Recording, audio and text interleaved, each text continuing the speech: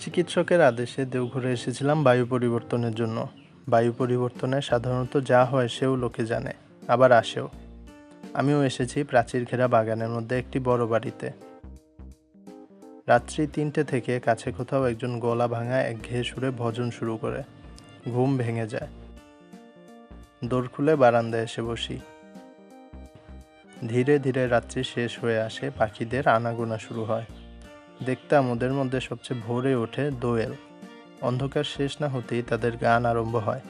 তারপর একটি দুটি করে আসতে থাকে বুলবুলি, শ্যামা, শালিক, টুনটুনি। পাশের বাড়ির আম গাছে, এ বাড়ির বকুল কুঞ্জে, পথের ধারের অশ্বত্থ গাছের মাথায়। সকলকে চোখে দেখতে পেতাম না, কিন্তু প্রতিদিন ডাক শোনার অভ্যাসে মনে হতো যেন ওদের প্রত্যেককেই চিনি। হলদে রঙের একজোড়া বেনে বউ পাখি একটু দেরি করে আসতো।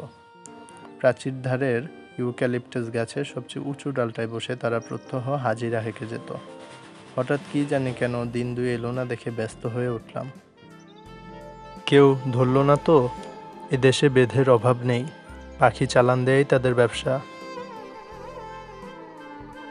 কিন্তু ৩ দিনের দিন আবার দুইটিকে ফিরে আসতে দেখে মনে হলো যেন সত্যিকার একটি ভাবনা ঘুচে গেল।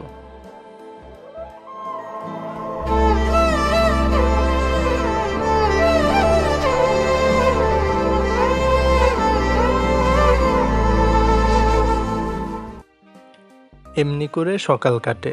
বিকালে গেটের বাইরে পথের ধারে এসে বসি। নিজের সামর্থ্য নেই বেড়াবার, যাদের আছে তাদের প্রতি চেয়ে চেয়ে দেখি। দেখতাম মধ্যবিত্ত গৃহস্থের ঘরে পীড়িতদের মধ্যে মেয়েদের সংখ্যাই ঢের বেশি। প্রথমেই যেত পা ফুলো ফুলো অল্প বয়সী একদল মেয়ে, বুঝতাম এরা বেরি বেরির আসামি। ফোলা পায়ের লজ্জা ঢাকতে বেচারাদের কত না যত্ন। মোজা পরার দিন নয়, গরম পড়েছে, তবু দেখি কারো পায়ে আট করে মোজা পরা। কেউ বা দেখলাম মাটি পর্যন্ত লুটিয়ে কাপড় পরেছে। সেটা পথ চলার বিঘ্ন, তবু কৌতূহলী লোকচক্ষু থেকে তারা বিকৃতিটা আড়াল রাখতে চায়। আর সবচেয়ে দুঃখ হতো আমার একটি দরিদ্র ঘরের মেয়েকে দেখে। সে একলা যেত, সঙ্গে আত্মীয় স্বজন নেই, শুধু 3টি ছোট ছোট ছেলে মেয়ে। বয়স বোধ করি 24-25, কিন্তু দেহ যেমনই শীর্ণ, মুখ তেমনি পাণ্ডুর। কোথাও যেন এতটুকু রক্ত নেই, শক্তি নেই নিজের দেহটাকে টানবার। তবু সবচেয়ে ছোট ছেলেটি তার কোলে। সে তো আর হাঁটতে পারে না, অথচ ফিরে আসবারও ঠাঁই নেই। কি ক্লান্তই না মেয়েটির চোখের চাহনি। সেদিন সন্ধ্যার তখনও দেরি আছে। দেখি জন কয়েক বৃদ্ধ ব্যক্তি ক্ষুধাহরণের কর্তব্যটা সমাধা করে যথাশক্তি দ্রুতপদেই বাসায় ফিরছেন। সম্ভবত এরা বাতব্যাধিগ্রস্ত। সন্ধ্যার পূর্বেই এদের ঘরে প্রবেশ করা প্রয়োজন। তাদের চলন দেখে ভরসা হলো। ভাবলাম যাই, আমিও একটু ঘুরে আসি গে। সেদিন পথে পথে অনেক বেড়ালাম। এদিকে অন্ধকার হয়ে এলো। ভেবেছিলাম আমি একাকী। হঠাৎ পেছনে চেয়ে দেখি একটি কুকুর আমার সঙ্গে চলছে। বললাম, কিরে, যাবি আমার সঙ্গে? অন্ধকার পথটা বাড়ি পর্যন্ত পৌঁছে দিতে পারবি? সে দূরে দাঁড়িয়ে লেজ নাড়তে লাগলো। বুঝলাম সে রাজি আছে। বললাম, তবে আয় আমার সঙ্গে। পথের ধারের একটি আলোতে দেখতে পেলাম কুকুরটার বয়স হয়েছে, তবে যৌবনে একদিন শক্তি সামর্থ্য ছিল। তাকে অনেক কিছু প্রশ্ন করতে করতে বাড়ির সম্মুখে এসে পৌঁছালাম। গেট খুলে দিয়ে ডাকলাম, আয় ভেতরে আয়, আজ তুই আমার অতিথি। সে বাইরে দাঁড়িয়ে লেজ নাড়তে লাগলো। কিছুতেই ভেতরে ঢোকার সাহস পেল না। এদিকে আলো নিয়ে চাকর এসে উপস্থিত হলো। গেট বন্ধ করে দিতে চাইলে বললাম, না থাক, গেট খোলাই থাক, যদি আসে ওকে খেতে দিও। ঘণ্টাখানেক পর খোঁজ নিয়ে জানলাম সে আসেনি, কোথায় চলে গেছে। পরদিন সকালে বাইরে এসে দেখি গেটের বাইরে দাঁড়িয়ে আমার সেই কালকের অতিথি। বললাম, কিরে, কাল তোকে খেতে নেমন্তন্ন করলাম, এলি নে কেন? জবাবে সে মুখ পানে চেয়ে তেমনি লেজ নাড়তে লাগলো। বললাম, আজ তুই খেয়ে যাবি, না খেয়ে যাস নে, বুঝলি? প্রত্যুত্তরে সে শুধু ঘন ঘন লেজ নাড়ল। অর্থবোধহয় এই যে, সত্যি বলছো তো? রাত্রে চাকর এসে জানালো সেই কুকুরটা এসে আজ বাইরের বারান্দার নিচে উঠোনে বসে আছে। বামুন ঠাকুরকে ডেকে দিয়ে বললাম, বামুন ঠাকুর, ও আমার অতিথি, ওকে পেট ভরে খেতে দিও। পরের দিন খবর পেলাম অতিথি যায়নি। আতিথ্যের মর্যাদা লঙ্ঘন করে সে আরামে নিশ্চিন্ত হয়ে বসে আছে। বললাম, তা হোক, ওকে তোমরা খেতে দিও। আমি জানতাম প্রত্যহ খাবার তো অনেক ফেলা যায়, এতে কারো আপত্তি হবে না, কিন্তু আপত্তি ছিল, এবং অত্যন্ত গুরুতর আপত্তি। আমাদের বাড়তি খাবারের যে প্রবল অংশীদার ছিল এ বাগানের মালিনী, এ আমি জানতাম না। তার বয়স কম, দেখতে ভালো এবং খাওয়া সম্বন্ধে নির্বিকার চিত্ত। চাকরদের দরদ তারপরেই বেশি। অতএব আমার অতিথি করে উপবাস। বিকালে পথের ধারে গিয়ে বসি, দেখি অতিথি আগে থেকেই বসে আছে ধুলোয়। বেড়াতে বের হলে সে হয় আমার পথের সঙ্গী। জিজ্ঞাসা করি, হ্যাঁ অতিথি, আজ মাংস রান্নাটা কেমন হয়েছিল রে? হাড়গুলো চিবোতে লাগলো কেমন? সে জবাব দেয় লেজ নেড়ে, মনে করি মাংসটা তাহলে ওর ভালোই লেগেছে। জানি না যে মালির বউ তারে মেরে ধরে বের করে দিয়েছে, বাগানের মধ্যে ঢুকতে দেয় না, তাই ও সুমুখের পথের ধারে বসে কাটায়।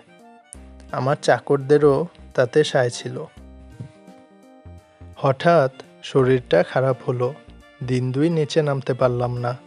দুপুরবেলা উপরের ঘরে বিছানায় শুয়ে খবরের কাগজটা যেইমাত্র পড়া হয়ে গেছে, জানালার মধ্য দিয়ে বাইরের রৌদ্রতপ্ত নীল আকাশের পানে চেয়ে অন্যমনস্ক হয়ে ভাবছিলাম। সহসা খোলা দৌড় দিয়ে সিঁড়ির উপর ছায়া পড়ল কুকুরের। মুখ বাড়িয়ে দেখি অতিথি দাঁড়িয়ে লেজ নাড়ছে। দুপুরবেলা চাকরেরা সব ঘুমিয়েছে, ঘর তাদের বন্ধ। এই সুযোগে লুকিয়ে সে একেবারে আমার ঘরের সামনে এসে হাজির। ভাবলাম, দুদিন দেখতে পাইনি, তাই বুঝি আমাকেও দেখতে এসেছে। ডাকলাম, আয় অতিথি, ঘরে আয়। সে এলো না, সেখানে দাঁড়িয়ে লেজ নাড়তে লাগলো। জিজ্ঞাসা করলাম, খাওয়া হয়েছে তো রে, কি খেলি আজ?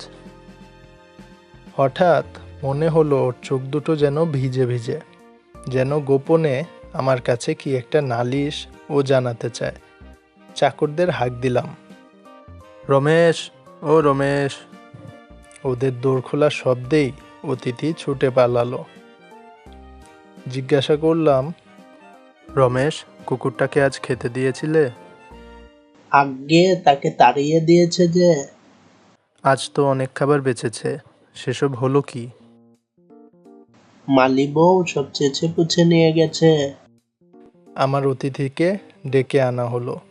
আবার সে বারান্দায় নিচে উঠোনের ধুলায় পরম নিশ্চিন্তে স্থান করে নিল। মালি বউয়ের ভয়টা তার গেছে। বেলা যায়, বিকেল হলে উপরের বারান্দায় থেকে দেখি অতিথি ওইদিকে চেয়ে প্রস্তুত হয়ে দাঁড়িয়ে। বেড়াতে যাবার সময় হলো যে। শরীর সারল না, এদিকে দেওঘর থেকে বিদায় নেবার দিন এসে পড়ল। তবু দিন দুই দেরি করলাম নানা বাহানায়। আজ সকালে জিনিস বাঁধাবাঁধি শুরু হলো। দুপুরে ট্রেন। গেটের বাইরে সার গাড়ি এসে দাঁড়ালো। মালপত্র বোঝাই দেওয়া চলল। অতিথি মহাব্যস্ত। কুলিদের সঙ্গে ক্রমাগত ছোটাছুটি করে খবরদারি করতে লাগলো কোথাও যেন কিছু খোয়া না যায়। তার উৎসাহই সবচেয়ে বেশি। গাড়ি ছেড়ে দিল। স্টেশন দূরে নয়। সেখানে পৌঁছে নামতে গিয়ে দেখি অতিথি দাঁড়িয়ে। কি রে, এখানেও এসেছিস? সে লেজ নেড়ে জবাব দিল, কি জানি মানে তার কি। টিকিট কেনা হলো, মালপত্র তোলা হলো ট্রেনে।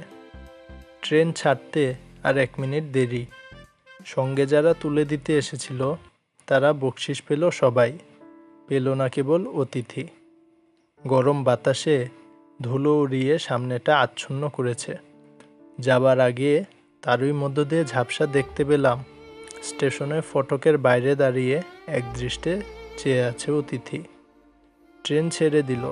বাড়ি ফিরে যাবার আগ্রহ মনের মধ্যে কোথাও খুঁজে পেলাম না। হয়তো ওর চেয়ে তুচ্ছ জীব শহরে আর নেই। কেবলই মনে হতে লাগলো অতিথি আজ ফিরে গিয়ে দেখবে বাড়ির লোহার গেটটা বন্ধ, ঢোকবার জো নেই।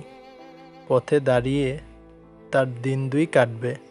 হয়তো নিস্তব্ধ মধ্যাহ্নের কোনো ফাঁকে লুকিয়ে উপরে উঠে খুঁজে দেখবে আমার ঘরটা।